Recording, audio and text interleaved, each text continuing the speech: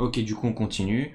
On veut créer une Mechona mtag définie comme ça, qu'elle reçoit un kelet W, elle s'en bat les yucks de son kelet, le W c'est un kelet quelconque sur Epsilon étoile, et qu'est-ce qu'elle va faire la Mechona mtag? Et bah elle va leitalem de la kelet W, et elle va juste run la Mechona M avec le kelet X.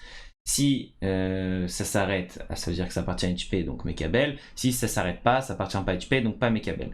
Et du coup, si M s'arrête sur X, alors le langage mtag, c'est sigma star, c'est-à-dire epsilon koravit, c'est l'ensemble des mots.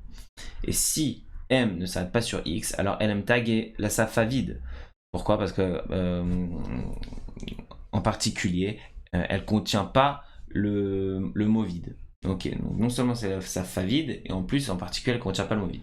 כעת, לשם השלמת ההוכחה שלנו, נצטרך להראות שהרדוקציה שתיארנו מלאה ניתנת לחישוב ותקפה.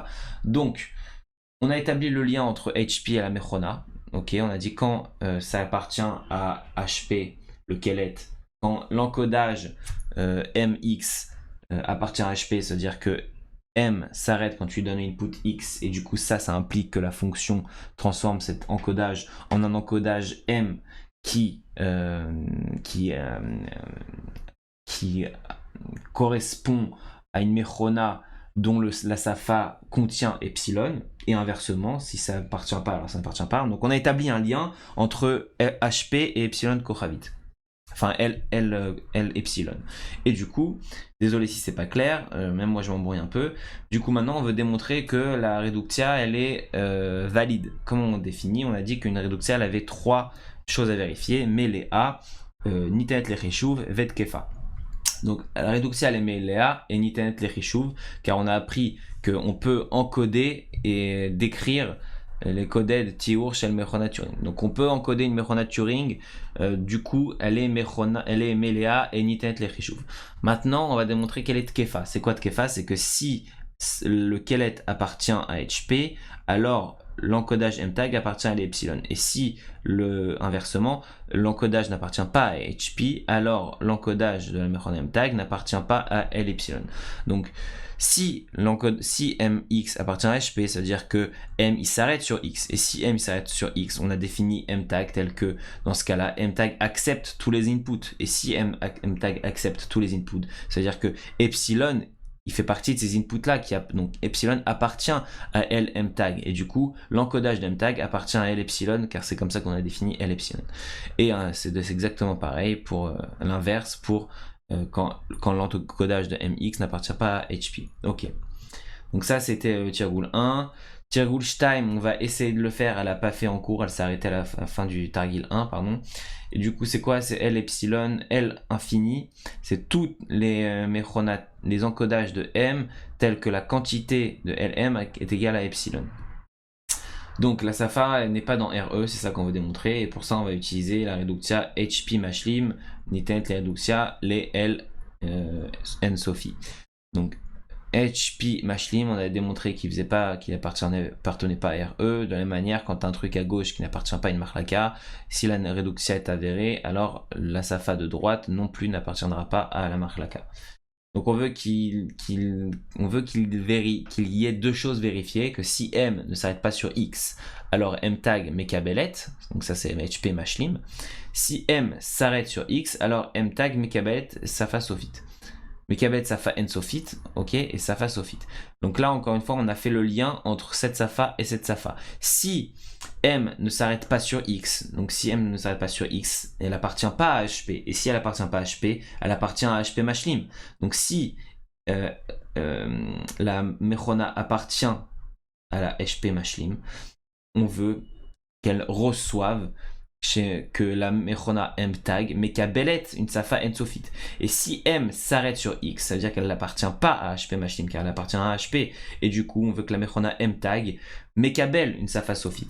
Ok, c'est comme ça qu'on va construire mtag. Donc on a notre fonction qui reçoit, encore une fois, on va de HP mashlim et L Sophie. Donc on va avoir une fonction qui va recevoir le kelet de HP et qui va envoyer M. Donc on a bien une fonction qui reçoit un kelet M, l'encodage MX, et qui envoie un encodage mtag. Ok. Hemshech, Ochachat, El Epsilon. Donc on continue à Ochacha.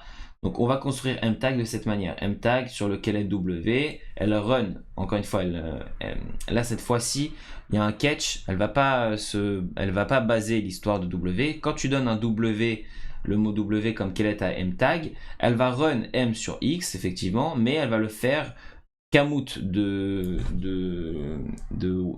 W tsadim. Ok.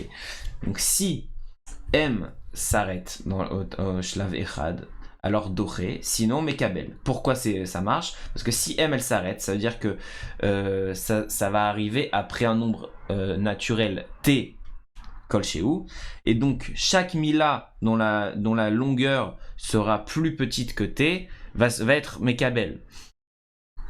Mais tout le reste non. Car chez Nekabel, Safa Sophite. Donc, comme ça, on aura une Safa Sophite. Par contre, si M ne s'arrête pas, ça veut dire que pour toute longueur de W, la Safa de la Mechona qu'on a construit sera N Sophite. Ok, c'est comme ça l'idée du truc.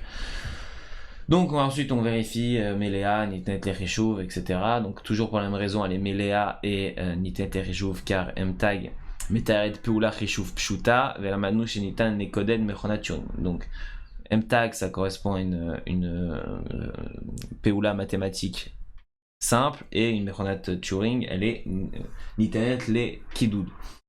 Du coup, on va vérifier Tkefut. Tkefut, c'est si MX appartient à HP Mashlim. Ça veut dire quoi? Que M ne s'arrête pas sur X. Et du coup, pour toute longueur de W, du mot W, M-tag ne va pas les aot une atsira. Elle ne va pas s'arrêter au shlav 1. Et du coup, on va les kabel. Et du coup, qu'est-ce que ça veut dire? Ça veut dire que le langage de M-tag est égal à epsilon Kochavit. Donc le langage de la Mechona M-tag est égal à l'ensemble des mots. Klomar, L, M-tag, N-sophite. Ça, c'est N-sophite, on est d'accord. Et du coup, l'encodage M-tag appartient à L infini. De la même manière, si MX n'appartient pas à HP, ça veut dire que X s'arrête sur M s'arrête quand tu donnes X. Et du coup, il existe un T, qui est une quantité de tsadim, telle que M mevatsat al X ad la tsira. Donc ça veut dire qu'il existe une quantité T, telle que X, T tsadim, telle que M va s'arrêter quand tu donnes l'input X. Et du coup, pour tout mila, tel que la longueur du mot est inférieure à T, alors si tu donnes un mot qui est plus petit que T, M-tag, elle va pas vérifier, elle va pas reconnaître qu'il y a une attira, et du coup elle va les kabel. Par contre, si tu lui donnes un mot qui est plus grand ou égal à T, alors M-tag, elle va vérifier qu'il y a une attira, elle va voir qu'il y a une attira. Pourquoi? Parce qu'au maximum, tu as une attira après T tsadim. Donc si tu lui donnes un mot plus grand, alors elle va forcément la hatzor, et du coup elle va litrot. On va du coup au final on a que le langage de la Mechonat M-tag, celle-ci est égale à le Iroud, l'ensemble des unions de tous les safot qui vont de i égale 0 à t-1 de sigma i. Donc tu vas voir par exemple l'ensemble des safot dont les mots sont de taille 1, plus l'ensemble des safot dont les mots sont de taille 2, plus l'ensemble des mots plus l'ensemble des mots de taille 3, etc. jusqu'à les mots de taille t-1. Et du coup, qu'est-ce qu'il y a marqué là? Epsilon 1, tel que. Voilà, donc dans d'autres termes, c'est ça. Epsilon, c'est W, tous les mots appartenant à epsilon étoile, tel que la longueur des mots est inférieure à T. Et du coup.